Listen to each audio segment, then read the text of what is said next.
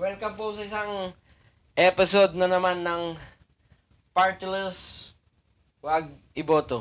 Oh shit! Ay. Alam po sa inyo lahat, magandang hapon, araw, gabi.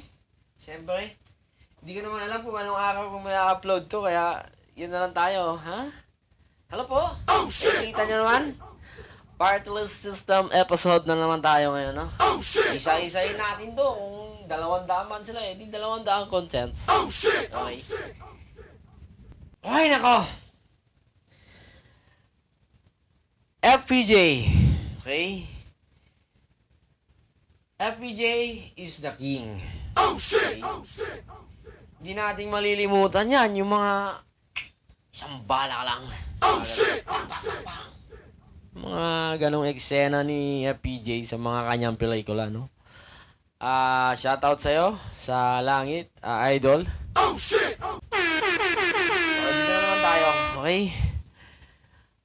Alam ko na etong si Grace po ay ampon ni FPJ. Okay? Grace po, di porket walang trabaho yung anak mo. Magtatayo ka na ng party list.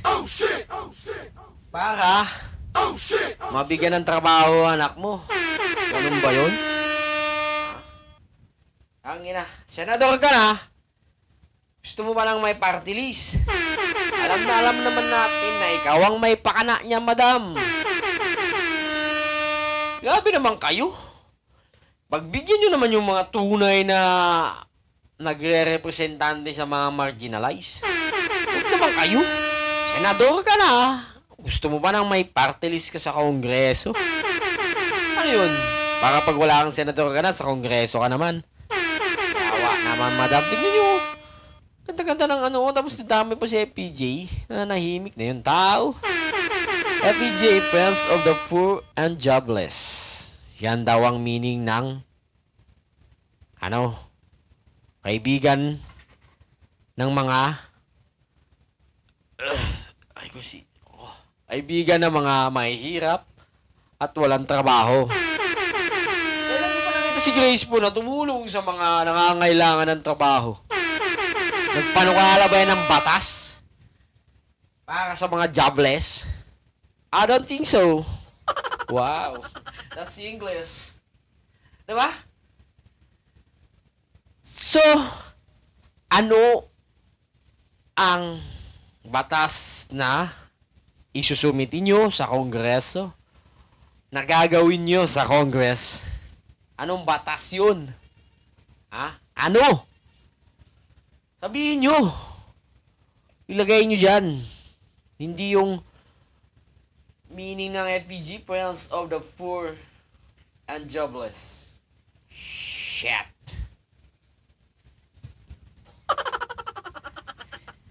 You guys is so great talaga. Can you see the fucking asmanas? Bakit FPJ yan?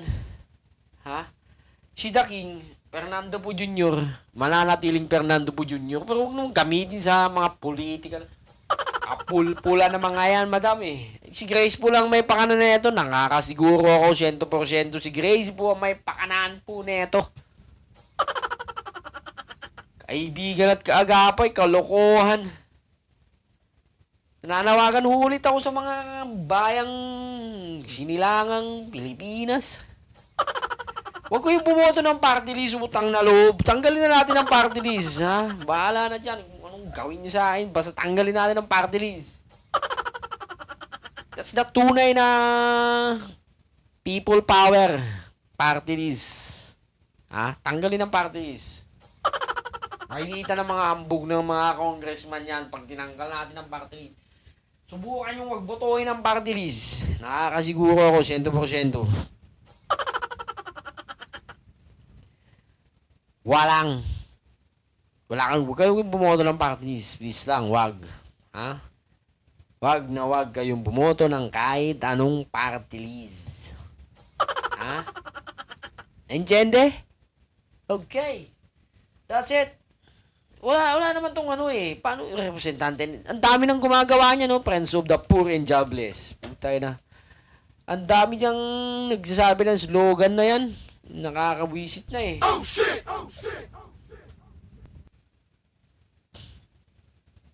Meron silang isang billboard na food process justice.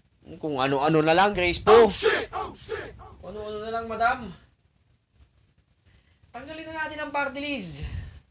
Oy, nakikiusap sa mga viewers nating maliliit dyan at viewers nating konti dyan. Kahit pa 10 lang kayo, huwag kayong bumoto ng party list. Panindigan natin to, huwag kayong bumoto ng party list. Wag. Kasi hindi naman sila tunay na representante ng mamamayang Pilipino o mga marginalized sector na yan. Yung mga hindi kayang representante o di kayang magsalita para sa sarili nila. Wala nang ganun ngayon. Lahat na ng tao kaya nang magsalita para sa sarili nila. May social media na ngayon. Kaya mo nang i-voice out yung nakaramdaman mo. Sinaktan ka nga lang ng boyfriend mo, girlfriend mo post ka na agad eh. Samantalang hindi namin kayang magsalita para sa sarili namin.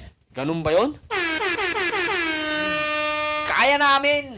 Ang kahit wala kayo dyan, kaya namin mabuhay. Sira ulo kayo.